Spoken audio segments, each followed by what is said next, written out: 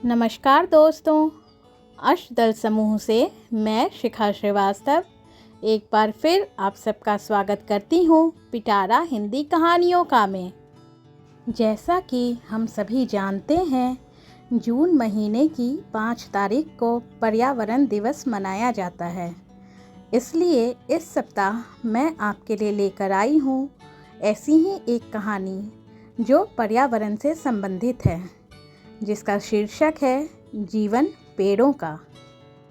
आशु, हमें बचा लो आशु। गहरी नींद में डूबे हुए आशु के कानों में एक आवाज़ गूंजी। कौन हो तुम सब, कौन हो? बुदबुदाता हुआ आशु उठकर बिस्तर पर बैठ गया। उसने बगल में रखा हुआ टेबल लैंप जलाया और उन आवाज़ों को याद करते हुए कमरे में चारों ओर देखने लगा, मानो कुछ ढूंढ रहा हो। फिर अपनी आंखें बंद करते हुए उसने स्वयं से कहा, लगातार 10 दिन से मुझे ये सपना आ रहा है। आखिर इसके पीछे क्या राज है? कौन है जो मुझे बुला रहे हैं? और फिर धीरे धीरे वो ध्यान में डूबता चला गया। ध्यानावस्था की गहराई में जाते ही आशु की आंखों के आगे सपने के दृश्य एक बार फिर तैरने लगे। जैसे जैसे वो दृश्य स्पष्ट होने लगे, आशु की आंखों से आंसू बहने लगे। धीरे धीरे ध्यान से बाहर आकर उसने अपनी आंखें खोली तो देखा सुबह के 4 बज रहे थे। उसने तुरंत अपने बैग में कुछ कपड़े रखे और तैयार होने बाथरूम की तरफ चल दिया। घर से निकलकर आशु के कदम रेलवे स्टेशन की तरफ बढ़ गए थे। वर्षों के बाद अपने गांव जाने वाली रेलगाड़ी में बैठकर आशु को एक अलग से अपनेपन का एहसास हो रहा था। जब से वो विद्यालय की पढ़ाई पूरी करके आगे की पढ़ाई के लिए शहर गया था, तब से कभी गांव जा ही नहीं सका था। उसके माता पिता ही समय निकालकर उससे मिलने आ जाया करते थे। आशु के गांव की सीमा पर एक छोटा सा वन था, जहां आम, अमरूद, नीम, बरगद हर तरह के पेड़ थे। बचपन में विद्यालय के बाद और छुट्टियों के दिन आशु का अधिकांश समय उसी वन में उन पेड़ों के साथ गुजरता था। वो सभी पेड़ उसके मित्र बन चुके थे।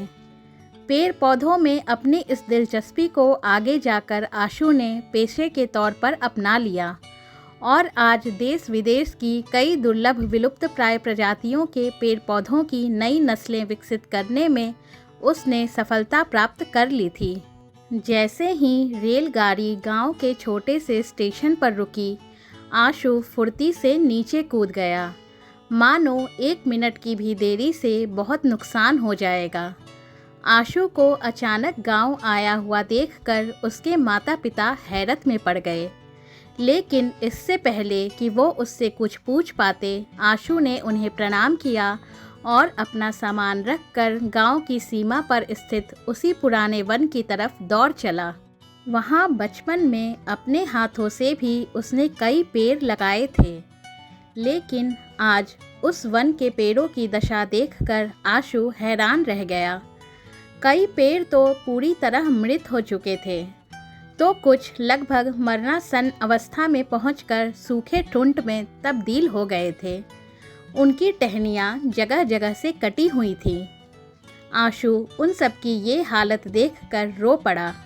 रोते रोते ही उसने पेड़ों से कहा, तुम सबने इतनी देर से मुझे क्यों संदेश भेजा?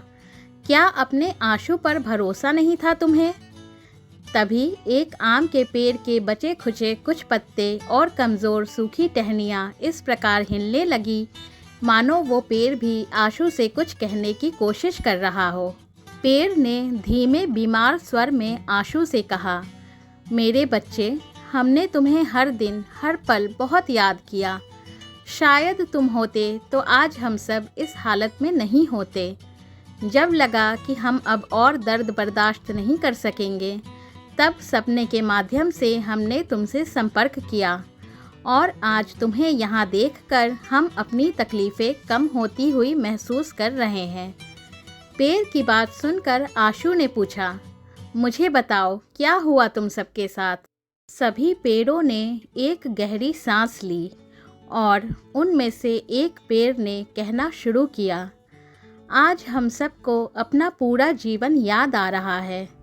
एक छोटे से बीज थे हम, फिर नाजुक कोंपल हुए, फिर हरे भरे वृक्ष बने।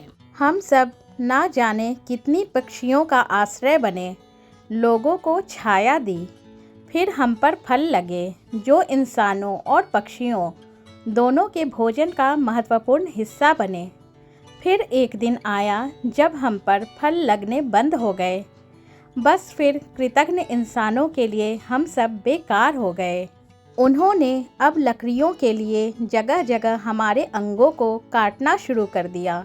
सारे पक्षी भी एक एक करके हमें अकेला छोड़ गए।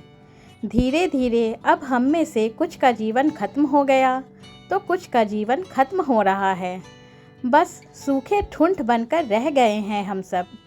लेकिन हमें दुख नहीं, गर्व है अपनी जीवन यात्रा पर कि अपनी अंतिम सांस तक भी हम सबके काम आ रहे हैं। हल्की हल्की सिसकियों के बीच पेड़ ने अपनी बात खत्म की। आशु पेड़ की बातें सुनकर भावुक हो गया।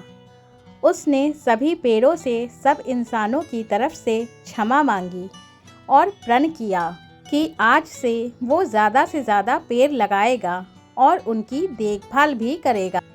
साथ ही साथ लोगों को भी इस विषय में जागरूक करेगा ताकि ये धरती सदा हरी भरी रहे, ना कि इन पेड़ों की तरह सूखे ठुंठ में तब्दील हो जाए। अपना प्रण मन ही मन दोहराते हुए आशु ने अभी सांस ले रहे पेड़ों की जड़ों के पास बैठकर कुछ देर तक उनका निरीक्षण किया। फिर उसने पेड़ों से कहा, अब जब मैं यहाँ आ गया हूँ तो तुम सबको हिम्मत हारने नहीं दूँगा। तुम सब बस कुछ देर मेरी प्रतीक्षा करना, मैं जल्दी से जल्दी आता हूँ। ठीक है आशु, हमें तुम पर भरोसा है। कहते हुए उन पेड़ों ने अपनी पतली सी टहनियों को धीरे से झुकाकर आशु को स्पर्श किया। आशु अब तेज कदमों से अपने घर की तरफ चल दिया। उसके पहुंचते ही पिताजी ने पूछा, क्या बात है बेटा, तुम कुछ परेशान लग रहे हो?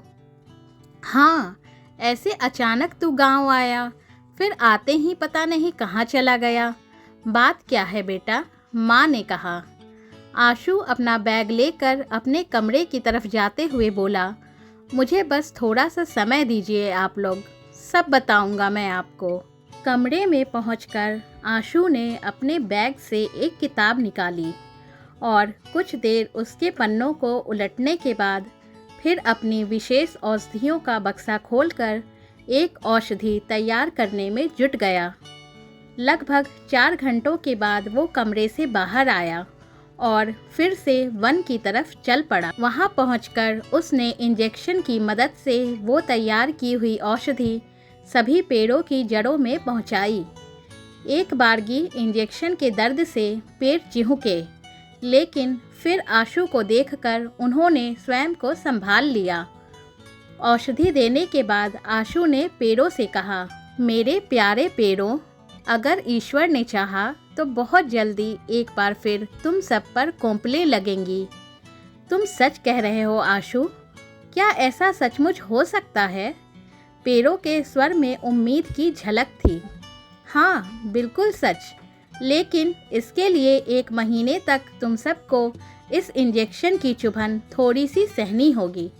आशु ने कहा, सह लेंगे हम, जब इतना दर्द सहा है हमने तब फिर ये तो कुछ भी नहीं है, पेड़ों ने जवाब दिया। पेड़ों को प्यार से सहलाकर आशु वापस घर की तरफ बढ़ गया। घर पहुंचकर अब उसने आराम से अपने माता पिता को सारी बात बताई। आशु की बात सुनकर उसके माता पिता बोले, बेटा, हम सब गांव वालों को लगा कि अब पेड़ फल देने लायक नहीं रहे तो उनका फ़ायदा ही क्या है, बस इसलिए हम उनकी लकड़ियां प्रयोग करने लगे थे। पिताजी, आप सबने अनजाने में जो किया सो किया, लेकिन अब जान लीजिए कि जब तक कोई पेड़ स्वयं नहीं सूख जाता तब तक हमें उसे क्षति नहीं पहुंचानी चाहिए। आखिर उसमें भी जीवन है, वो फल दे या न दे, शुद्ध हवा तो हमें दे ही रहा है, वो हवा जिसके बिना हम इंसान 1 मिनट भी जिंदा नहीं रह सकते। आशु ने कहा, तुम ठीक कह रहे हो बेटा, अब हम ऐसा कभी नहीं करेंगे और सबको इस विषय में बताएंगे, माँ ने कहा।